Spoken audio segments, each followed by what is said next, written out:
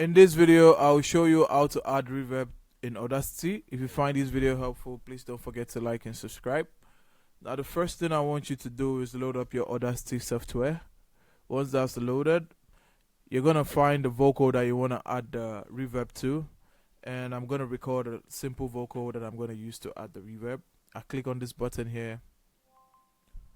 This is a vocal for reverb adding. And once I click on stop, I could do this and I could go back and play. This is a vocal for reverb add. This is a vocal for reverb add. And once we click on stop, now to add reverb to this vocal, we're going to click on this vocal like this, select it, then we go to effect. Now we can go to delay and reverb, and we go to reverb. Now here we can apply reverb to the vocal.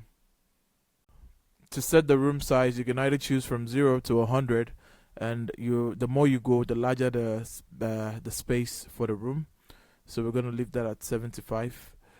The next thing we're going to set is the damping, and we're going to lower that. And then you can either choose to do the wet or gain,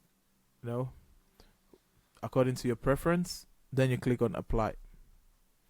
Now you see the wave has become fatter, and when we go and we play, this is a vocal for reverb add.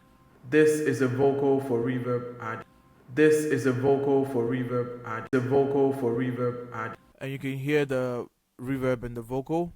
Now this is how you add reverb in Audacity.